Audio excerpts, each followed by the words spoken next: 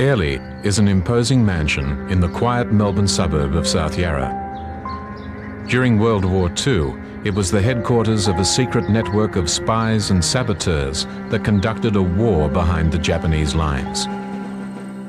Of the 380 operatives who called this their headquarters, 74 lost their lives. After the war, the survivors were sworn to secrecy for almost half a century. And a notice went up on the board and it said, wanted volunteers for hazardous operations must have their own teeth. He said, I've asked you here because we want you to volunteer to join the Z Special Unit, a unit I'd never heard of in my life. And I said, what's that, sir? He said, I'm sorry, I can't tell you. And one night a major came round and into the mess, officers' mess, and he said, I want one officer and 20 ORs for a unit that's been wiped out twice. Somewhere along the line, I think it was starting to dawn on us that chances of survival were not looking terribly good.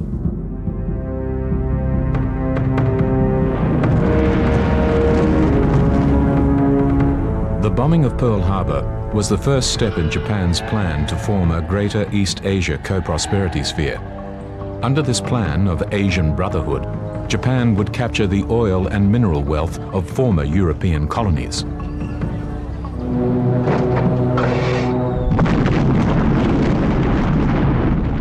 In February 1942, Singapore was transformed from a hub of Britain's Far Eastern defence to a key base in Japan's push south. Just 4 days after the fall of Singapore, Japanese bombs rained on Darwin, bringing fears of the Japanese invasion of Australia. By mid-year, the Japanese had captured Timor, the Dutch East Indies, and much of New Guinea, and had launched a midget submarine raid on Sydney Harbour. And before the week is out, I ask you Australians to fill this lounge as a complete and immediate indication to the enemy that Australia will meet him inch by inch, foot by foot, yard by yard, and that he shall not enter upon our country. Among those escaping Singapore were staff of the top-secret British organisation, Special Operations Executive. SOE operatives had been trained to conduct sabotage behind German lines in Europe. At this point in the war, Australia needed a similar special force to disrupt the expansion of the Japanese. It was here, at Airlie, that an Australian Special Operations Organisation was formed. There's no doubt that Special Operations is a fourth force, strategically. Usually to do things that the normal Army, Navy and Air Force can't do. There was 4 different types of operations. There was the guerrilla warfare characters. There was the bash artists who went in to try and get a chief or a Kepi Thai fellow or something and bring him out. And there's the demolition characters, and of course the intelligentsia like us who were on the intelligence side of the operations. Our job was to get in there, see but not be heard. That's the main thing. In March 1942, Australia's Prime Minister, John Curtin, approved the creation of an Australian espionage and propaganda organisation, which eventually became known as Special Operations Australia. One of its earliest appointments was Major John Holland of the Royal Australian Engineers. Holland was ordered to meet the SOE officer in charge of Special Operations Australia at Airlie. Said, Holland, he said, you've been appointed to SOA. He said, you'll be seconded to SOE in England for 6 months to study every aspect which is appropriate. The of SOE organisation and operations. At a commando training area, Holland trained with Czech, French, Norwegian and British SOE operatives. There we did unarmed training, we did realistic exercises, we climbed mountains, we did small arms fire, pistol shooting every morning at moving targets. Then I left my friends and I was sent down to an intelligence school and I exposed the skills of forgery, counterfeit currency, disguise. To conceal its purpose, SOA was given the cover name Services Reconnaissance Department. SRD was made up of hand-picked specialists from all Australian services. SRD also included British and other nationalities with local knowledge of Japanese-occupied territory. By the time Major Holland returned to Australia, SRD had set up a subsection for its army personnel called Z Special Unit. Z Special Unit really was an administrative body. It's the press who've made out this Z Force. They're good words. They're inspiring words. There's mystery here. There are great people. But really, it was an administrative entity, and the operational entity was SRD. I said, well, I'm sorry, sir, but I'm in the armoured div and they won't let anybody go from the armoured division. And he said, listen, son, we can take anybody we want from anywhere. I said, well, what's it all about again? He said, I can't tell you. All I can tell you is you'd directly be affecting the war effort, not like you're doing at the moment. And the officer who was in charge of the administration of the whole building, he sort of stopped me and brought out a Bible and he said, I'm going to ask you to swear on this again, and I want to tell you that if you breach any security at all, that you can't be shot. By law, you can be shot. Secrecy meant that the public had little idea of SRD activities. In fact, SRD performed 81 operations, each with its own code name. But only one of these operations became public knowledge immediately after the war. This was a celebrated raid into the heart of Japanese territory, and it was known as Operation Jaywick. They didn't tell you the true facts. They said it was something different to your normal naval routine, and it was quite adventurous. It was a little dangerous, they said. It could be a little bit dangerous. Operation Jaywick originated with SOE's Major Ivan Lyon. During his escape from Singapore, Lyon had found an ex-Japanese fishing boat and sailed back to Australia. Lyon's plan was to use this leaky boat to sabotage Japanese shipping. One by one we went in, interviewed by Captain Lyon. Simple questions. Can you swim? Yes, sir. Can you sail a boat? Yes, sir. Can you row a boat? Yes, sir. With fingers crossed behind your back.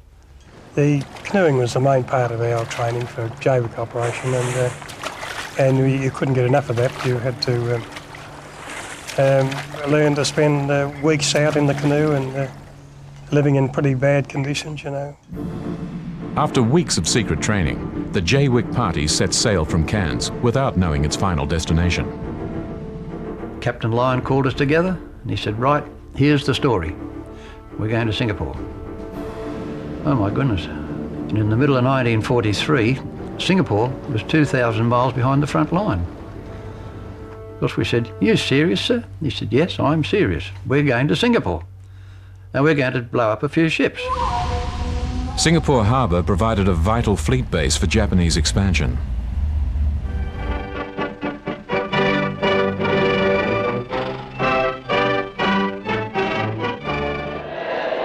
The capture of Singapore was a huge propaganda victory for the Japanese, and they declared a national holiday to celebrate.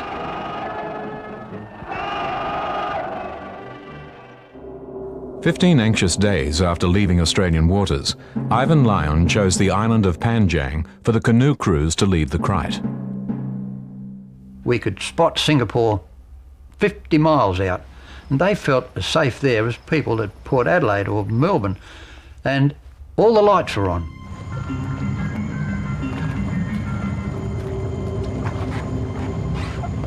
All the operatives were put ashore with all their gear, and we said our farewells, a little bit wistfully, I think, because as I recorded in my diary, you know, it's a very sad occasion, because somewhere along the line I think it was starting to dawn on us that chances of survival were not looking terribly good. While the canoe teams headed for Singapore, Crichton cruised enemy waters to wait for the operatives' return. Well, the approach to Singapore took us 3 nights of paddling. We could only paddle by night and hide up behind the mangroves in the jungle in the daytime, avoiding all natives, the locals, wherever. The operatives first tried to approach Singapore from Dongus Island. Beaten back by a strong tide, they were forced to paddle to Suva before the final move.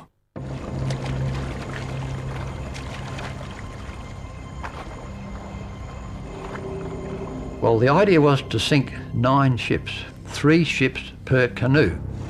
It looked absolutely impossible to paddle a canoe in there without being seen, you know. The first canoe that went over to the right sank 3. Bob Page and I paddled along parallel to the wharf area. The wharf was all lit up, they were working on the area. No blackout there.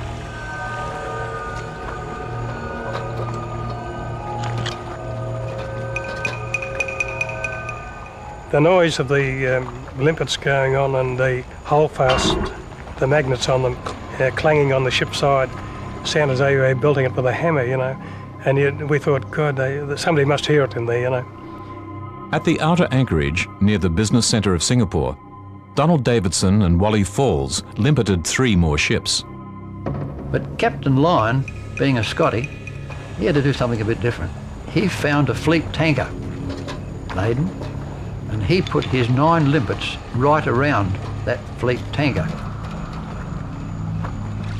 All 3 canoe teams now headed for their rendezvous at Dongus Island. Before we could even put the canoes on the beach, the mine started to go up. And we counted 7 explosions. Private Bill Young of the Australian 8th Division was in Singapore's Outram Road jail when the raid took place. Outside, the lights came on. There were sirens going on and feet running. You hear the sounds of anxiety, the sounds of a crisis, the sounds of a war from inside our cell. And we decipher them. We hear these crashes and we wonder, what the heck's going on? And that we learned later, of course, and years later, it was Jaywick. My own personal opinion, I feel that was the operation that had no right to succeed. Luck was riding very high with us to think that we were able to get up there and get back unscathed, without casualties. I think that's quite remarkable. I couldn't see it ever happening again. There's no doubt that the Jaywick raid threw the Japanese badly, particularly the Kempeitai, and their reaction is virtually panic. And their eventual conclusion was it was an operation carried out by Malays from the mainland, which of course was about as wide of the mark as it could be. So there's no doubt it had a strong effect on their morale. Many of the other 80 operations of the service's reconnaissance department were just as dangerous as Jaywick. They extended from Vietnam and Singapore to Timor and New Guinea. While some operations were a triumph for SRD, others brought disaster. Well, I think you expected going into Z from the odd tales you heard that it could be easily a one-way ticket job, which, thinking back now, when you're young, you talk about one-way ticket jobs, but it doesn't worry you that much. Now, it'd be a different story, but not then. Japan's main instrument of social control in occupied territory was the Kempeitai, or secret military police. Their shadow fell everywhere. They were, first off, the military police, they were the intelligence, they were the authorities from way back. The Kempeitai, when required to weed out anti-Japanese activity, were regarded as being ruthless. There was no limit to what they would do. Their tortures were well known. and then constant interrogation. The words just grind into your mind, and you get yourself thinking, I wish to God this bloke would go away or shut up. These things become an agony in themselves. On top of what's happening to your body physically, the mental aspect of it comes over and is a far weightier thing. Any human, no, not any, about 99.5% of any human being will talk. And I'm not very proud to say it, but I believe that I would have been one of those who talked. The torture would be such.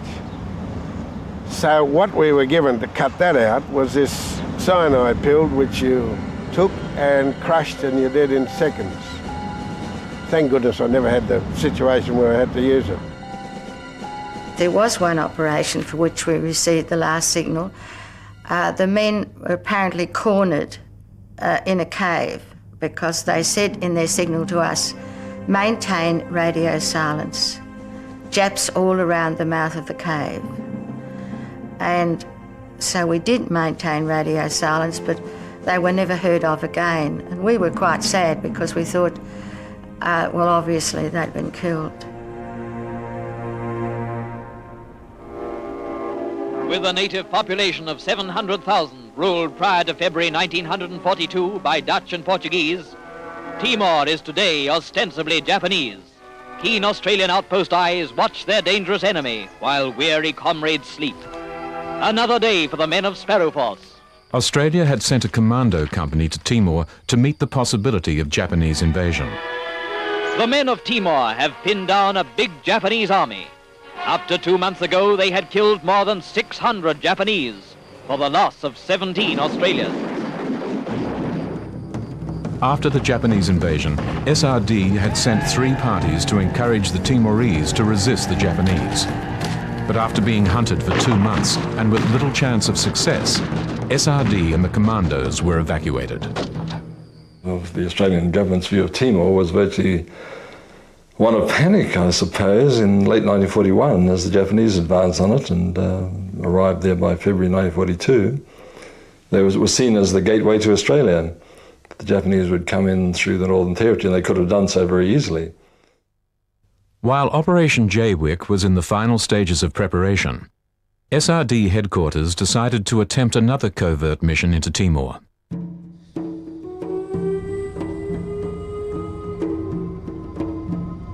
Despite Japanese domination of the island, Operation Legato would establish an intelligence network among the Timorese.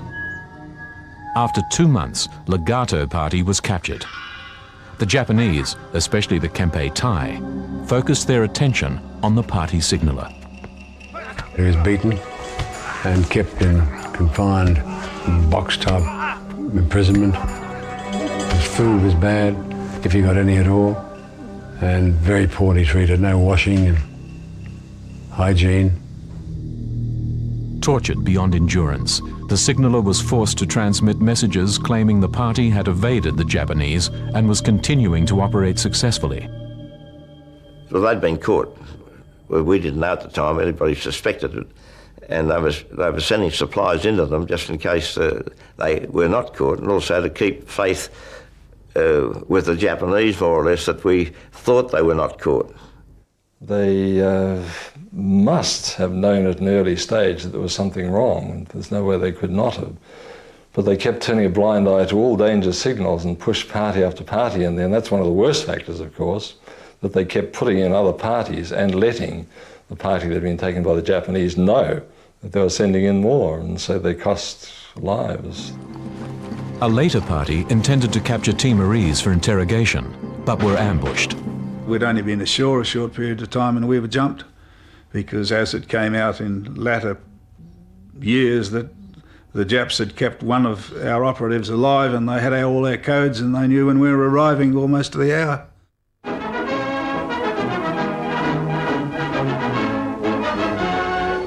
After retreating from the Philippines, US General Douglas MacArthur had set up his Southwest Pacific headquarters in Melbourne.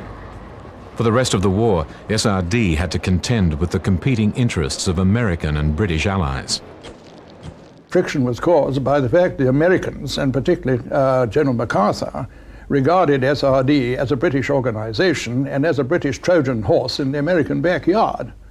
And it was Americans who wanted not only the operational but every other control of this area, not only during the war but after it as well. And we were regarded as being a sort of a ring-in who were not very welcome. MacArthur's headquarters felt that SRD should be a purely intelligence-gathering body. As far as the British were concerned, and the Australian sections too, they were also greatly interested in subversion and sabotage, in fact the British far more so.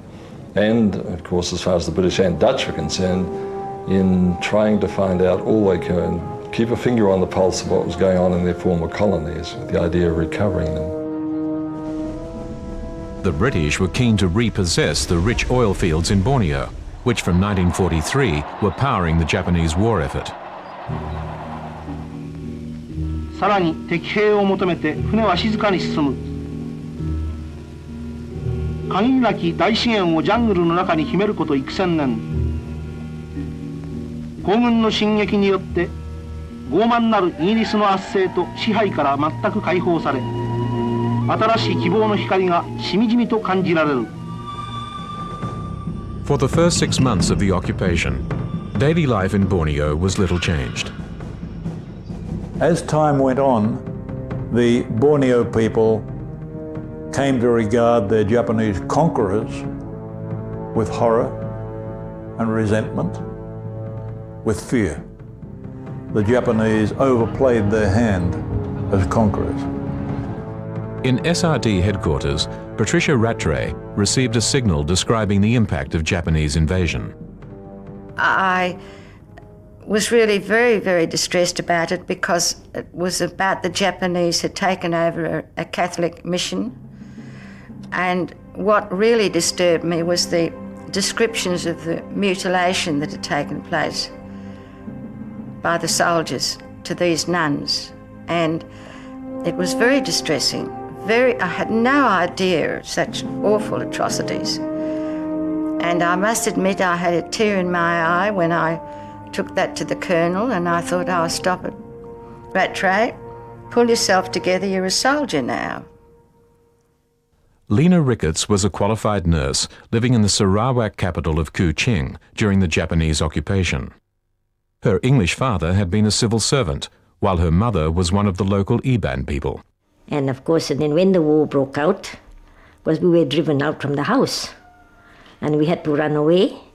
And when we ran away, the car broke down. We couldn't get to the Dutch border at all. And then after that, the natives there got a bit worried and told us to go and hide in a longhouse, in a native longhouse. When interned by the Japanese, Lena and her sister nursed prisoners of war and internees at a hospital in Kuching. Well, anyway, I was bashed once. This was by a Japanese doctor in the hospital. One day he wanted to know about some patient, and I went up to see him. I forgot to bow, and he bashed me, and then my head against the concrete wall. Till more my face was all swollen and bruised. I couldn't open my mouth for 1 whole week. Of course, the next day I had to go on duty, and all the British soldiers saw this. My gosh, they got very angry. Elsewhere in the Pacific in 1943, the Allies had halted the Japanese expansion and were recapturing territory. The Philippines were the next significant objective, and General MacArthur's strategy included a role for SRD.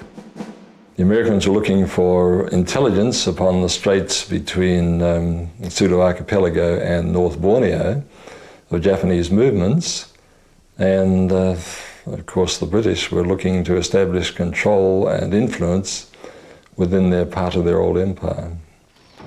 In mid-1943, SRD received American approval for Operation Python to gather intelligence in northeast Borneo. A British major, Gort Chester, was chosen to lead the operation because of his 20 years' experience of Borneo. Gort Chester was probably the oldest man who went into Borneo. He was 45, he wasn't terribly fit, it would seem, but nevertheless he seems to have had those qualities that make a good party leader. Among Chester's network of contacts was local Chinese guerrilla leader Albert Kwok. 3 days after Python landed, and against Chester's advice, Kwok led a rebellion which put the Japanese on alert. It took Python a month to establish a safe location and begin operations. We went on air on the 9th of November 1943 and called Darwin. Darwin radio came straight back to us. We were thrilled. Within 3 months, Chester's team had built up an intelligence network stretching from Sandakan to Tarakan. In January 1944, a second Python party arrived under the command of Major Bill Jenkins to organise local guerrilla forces. We were met by the party ashore. We made contact, all the contacts and things. Within 12 hours, one of the signalers had gone missing. And I found that night that they were looking for this Brandis fellow that had disappeared, and they looked all next day, and there was no trace of him. We never did find him. He'd crossed the river, walked up a path, found a local native hut, went in there and they gave him some food, and the next day they brought the Japs down and picked him up. He was taken away and put in a Sandakan prison camp. This was the beginning of the chase, because it was to go on for 6 months, of course. Chester asked SRD for a submarine to take them to Borneo's west coast, where he felt more confident of promoting guerrilla warfare. When SRD's replies were inconclusive, Chester sent Bill Jenkins back to Australia by US submarine to argue for better support. And by the time I got to Melbourne, we discovered that Chester and the remainder of the party were being harassed almost daily by search parties from Japanese launches being sent in to find them. The way I felt being chased all over the countryside by the Japanese was frustrated for a start, but we couldn't shake them off. We couldn't get off the island. The Japanese increased their efforts to capture the Python party. Between March and June, American submarines made 3 attempts to rescue them. Each attempt at a different location failed. And at this stage, our morale was starting to sink. We were desperate. Our food rations were really getting down low, and we'd have to go down to quarter rations. In Australia, Bill Jenkins persuaded the US Navy to make one last try. I suggested to the Admiral that what he needed was somebody that knew the place himself, like me, and that he should have let me go back with one other man, and I'll pick the party up and bring them out to the submarine. He agreed. The last rescue attempt for Python was from the mudflats at Tangusu Bay, but the submarine was 2 days late. There were some men one night to be picked up off the beach with a submarine, and the time was 9 p.m. Well, at 9 p.m. you found yourself looking at the clock and wondering. You knew very well it wasn't 9 p.m. where they were, but you worried if the submarine had been seen, you worried if the Japs had killed them on the beach.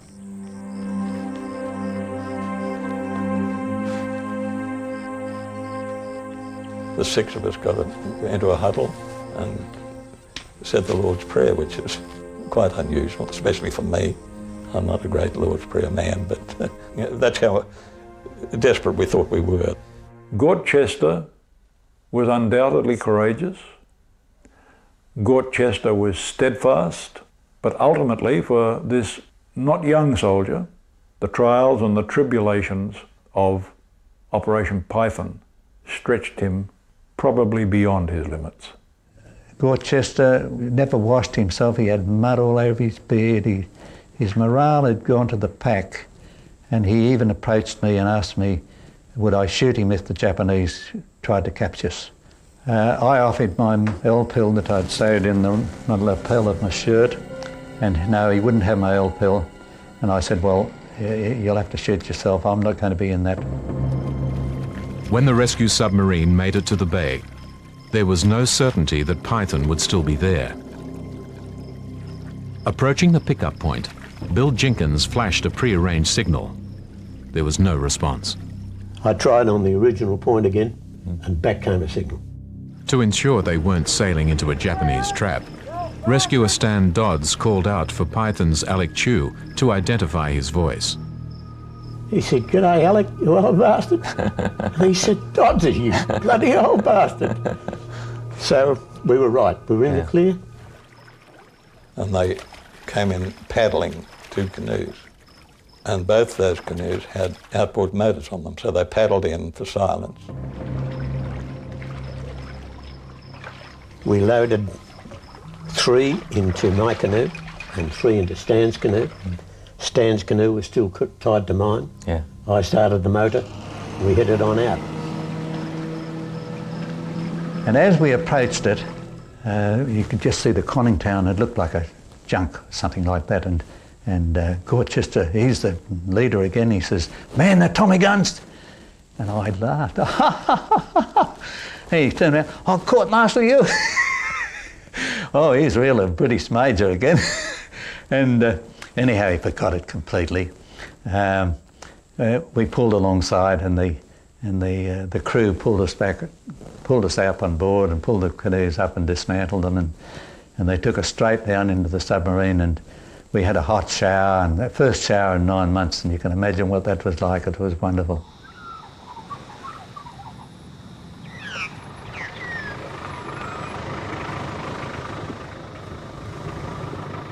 From late 1943, Fraser Island off the Queensland coast was used to train SRD's special operatives.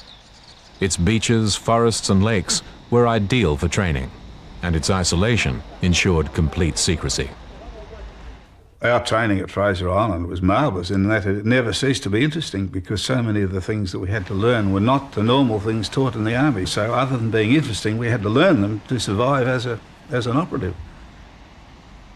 Well, when we moved into Fraser Island, we were put into a group, a training group, and they're the only people we were allowed to mix with. We weren't allowed to mix with anybody else. We did unarmed combat every morning for an hour, unarmed combat, learning how to kill people with knives, without knives, different holds. One person attacked and the other person counter-attacked, and then we reversed roles. And he turned around to me after a while and said, "This is no good, Joe, we should do it rougher than that."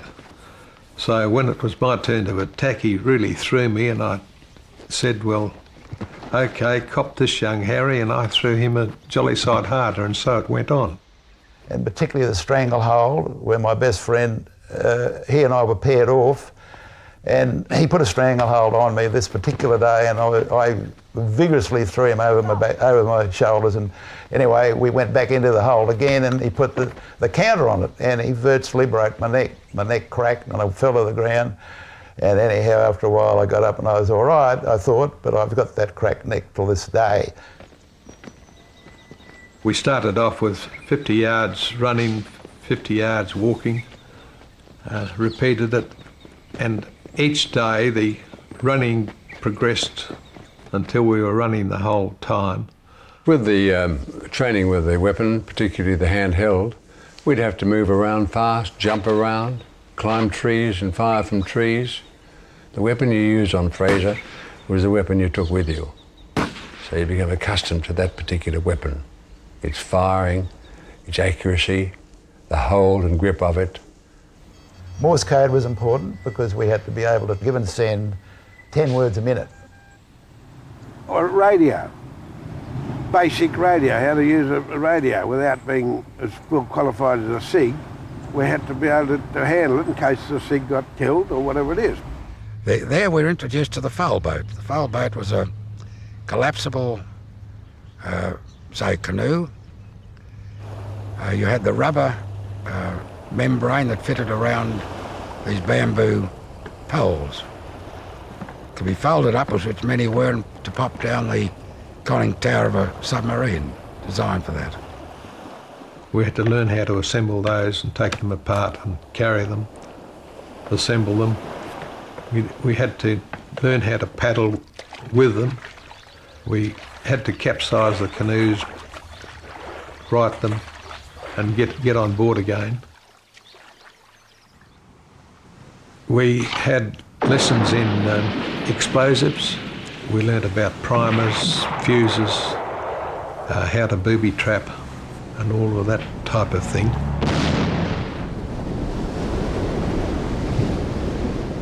We used to go down to the old Mahina wreck, which was on the seaward side of Fraser Island, and we did what we called our PE explosive training, PE, which is plastic explosive. And the teachings, of course, at that Fraser Island were not any way comparable to teachings at any other schools of which I'd done, whereby officers hammered you to get results at other schools. It wasn't like that at Fraser at all. One was led and taught in little groups, and the results were so much better. I'm not quite sure the actual moment we were put into Z Special Unit, but I think we weren't confirmed in it until we'd passed Fraser Island. Another SRD training base was opened at Careening Bay, Western Australia in July 1944.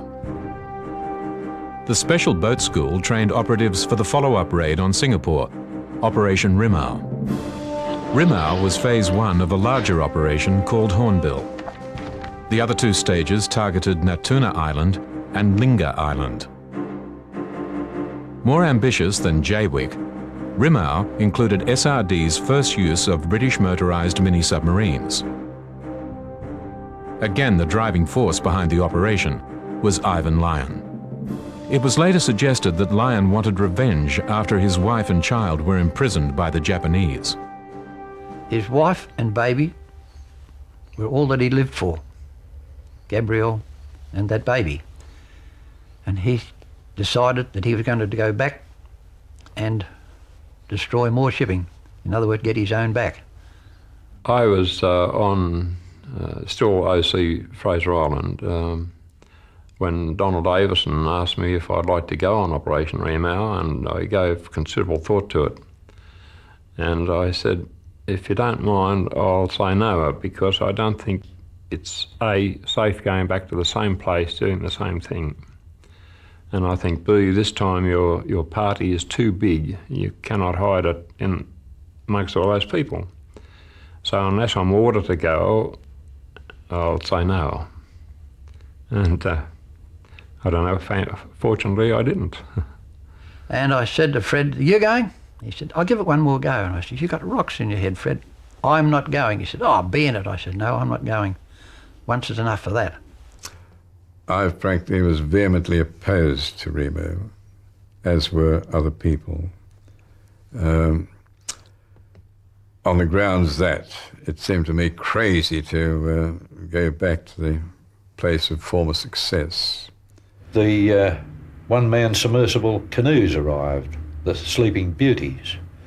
So we started then getting practice on those, but they were very difficult to handle. Sometimes they'd porpoise, and other times they just roll over and so on. As training progressed, several operatives began to have second thoughts. I had a premonition that something was not right. Donald Davison was excellent. He was a real commando. So I went to him one morning and I said, "I'd like to return to headquarters, Commander." And he said, "You had this option. There was no disgrace or anything of this nature." So he said, "What's wrong?" So I had to give some reason, and I said, "Well, my teeth are hurting me when you bite on the mouthpiece." He said, because I had false teeth. And he said, "We'll get you new teeth." And I said, "No, thanks, Commander, I'd rather go." And he said, "All right." And he put his head down, I remember, and he said, "All our best men are leaving us." And they were starting to go. In September 1944, Rimau party sailed by British submarine to the Rio Archipelago, where they pirated an Indonesian vessel, the Mustika. The 15 mini-submarines intended to raid Singapore harbour were loaded aboard Mustika. When the submarine crew farewelled the 23 operatives, they were the last to see the Rimau party alive. The whole lot were killed either by the Japanese in who chased them through the islands. And then there were 10 that were placed in cells in Singapore, in a Singapore jail, and they were beheaded 1 month before the end of the war. The failure of Rimau put an end to the follow-up Hornbill operations. If Lyon had promoted Rimau for personal reasons, the irony was that his wife and baby son survived Japanese imprisonment. Throughout the war, other operations planned by SRD were cancelled by the Americans. Particularly during the earlier stages, they controlled all the long-range transport, such as by air and by submarine transport or surface transport. They controlled a lot, and they would allot none to SRD operations, except only those that perhaps benefited them or they wanted. The most significant cancelled operation was Falcon, originally intended to sabotage Japanese transport, oil supplies, and radar at 13 locations in the one night. But we just again did not have the transport, submarines or aircraft. It just could not be conducted. Of the 13, eventually reduced to 2 and then reduced to 1 Hawk Party. So it went from 13 to 1, and that one did not succeed. The operations were aborted in spite of the fact that we had the most competent people ready, willing to go, remarkably well trained, and we had all our equipment was all ready to go. All those associated with it were extremely disappointed and utterly frustrated, and I found that quite stressful. However, it's life.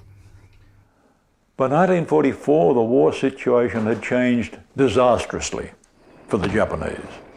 We can say that the Japanese were in full retreat. They had been stopped at Kokoda. They had been stopped at Milne Bay. They had been soundly defeated in many of the islands of the Pacific. The signs were there for the Japanese. Throughout 1944, American submarines based in Fremantle played a critical role clearing Japanese shipping from the South China Sea.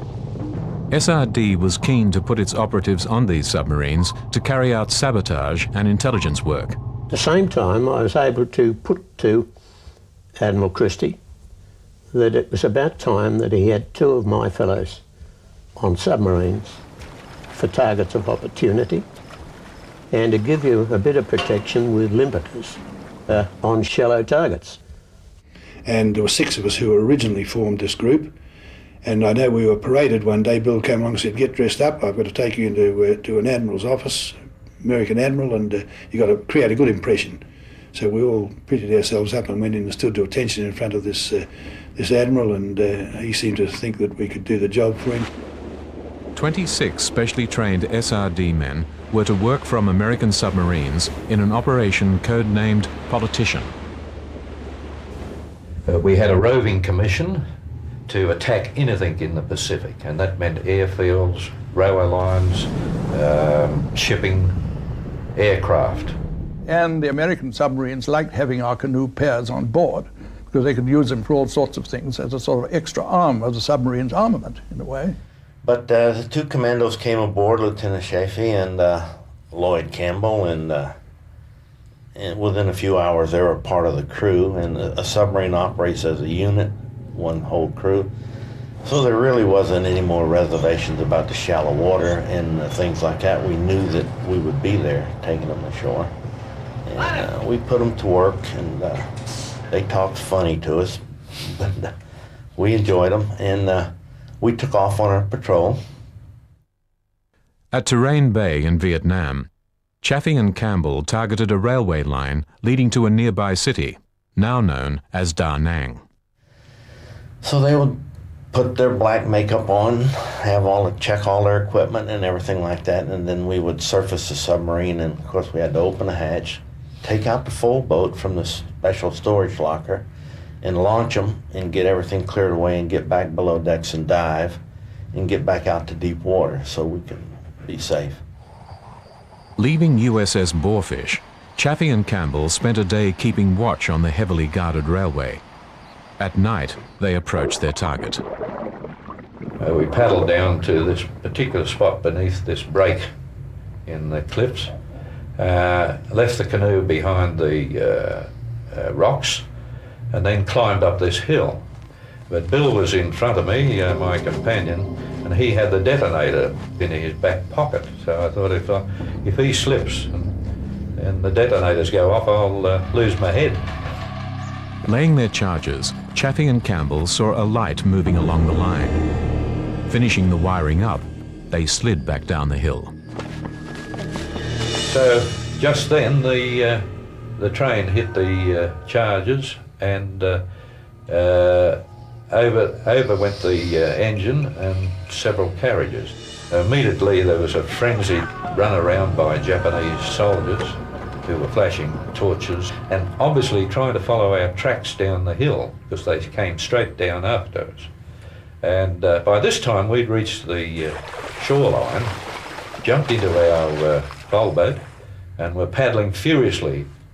At one time when we were let off a little far from shore, we had to go through a minefield. And that's another danger of shallow water. You can place mines all over that. There was a minefield around the Terrain harbour, probably about 5 mile it extended. But the boarfish came in 3 mile through that to pick us up, and shallow water. And at 6:30, just on dawn, we reached the boarfish, and probably, no doubt, George was in the deck crew, pulled us aboard, and the canoe broke in half. So we were fortunately pretty lucky. On the same day that boarfish left Australia, SRD's Lieutenants John Sachs and Cliff Persky had embarked on the USS Brim. Near Masalembo Island in the Java Sea, Sachs and Persky left the submarine to limpet mine a Japanese convoy. During the raid, they were captured. I found later on that Johnny Sachs and Cliff Persky were incarcerated in a jail in Batavia, and I believe they were later beheaded. We knew they were in the jail. Their names were found on the wall of the jail. The submarine's captain waited too long for Sachs and Persky to return. A Japanese escort ship trapped Brim in shallow water, heavily depth-charging it. Badly damaged, Brim limped back to Fremantle on the surface. Consequently, the American Navy, of course, were a bit upset about this, and they felt that we were far too much of a risk for them to continue operating as we were.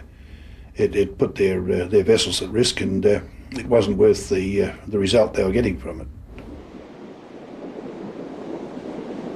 For various reasons, there would be no more SRD submarine missions to targets of opportunity. But there was one other SRD submarine-based operation that the Americans did want. To overcome massive sea currents, the US Navy had been sending its submarines through Lombok Strait on the surface. The Americans were alarmed at reports that the Japanese had installed coastal artillery overlooking the strait. And that's the reason that the American Navy asked us to go up there and see whether the RAF had been doing a lot of raids on the guns, whether they had been destroyed or not.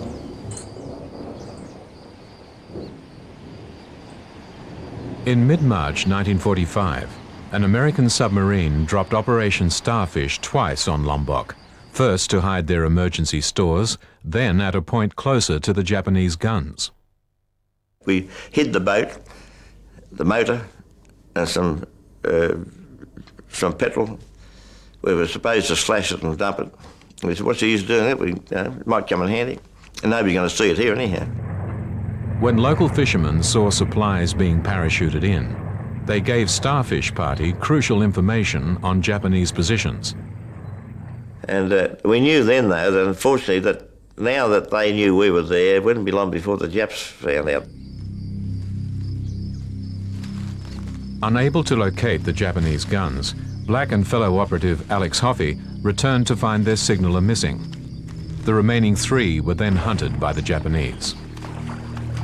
And all of a sudden, Alex Hoffey come up there and he went, all these Dixie, bang, fucking Japs. And it's the first time the F word saved anybody's life, because the clatter was bang with that. We looked down, here's all these bloody Japs. And they hit the deck. They got just as big a fright as we did. And the silly bugger, instead of firing, They went down to, they probably officers who weren't bloody frontline troops, they went down on their guts to take aim. Well, they gave us enough, we went, the three of them went bang, for our lives. Only Black and Hoffy escaped the raid. Retrieving their boat, they travelled to their emergency stores and were sheltered by locals. And we're getting some water, and an old chap turned up, and he said, "You better go, because the Japanese have arrived." And he said, they're getting all young married men in the village and asking them whether they see 2 Australians. And when the poor fellows say, "No, we don't," they take them in the bush and cut their bloody heads off. He said that so far they've done that to 8. Shortly, one of the women who will know, because the husband's told her, will blabber the story, so you better get going. 2 days after a radio call for help, an Australian flying boat landed and rescued the starfish survivors.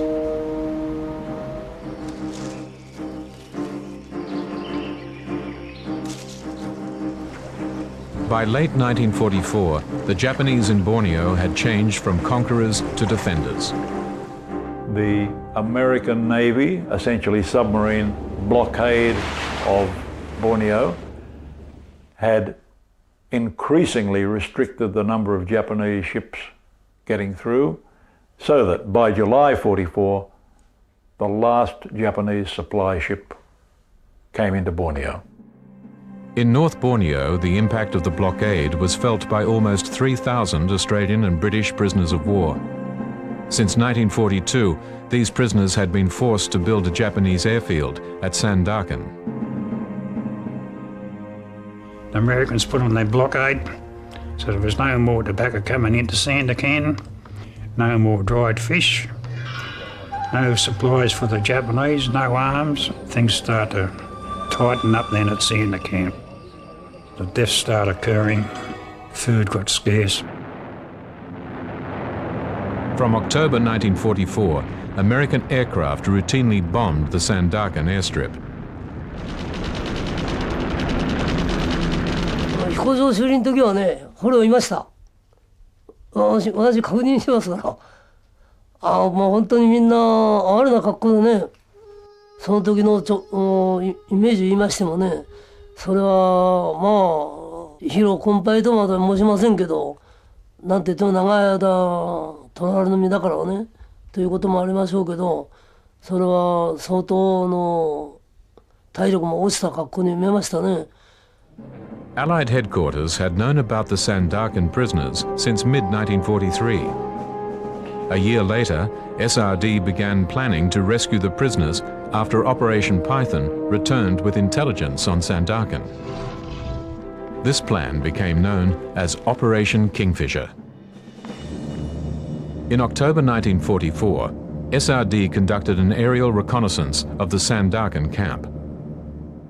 We came in from the north, over the coast section, to the strip which was close to the coast section, and then towards the buildings.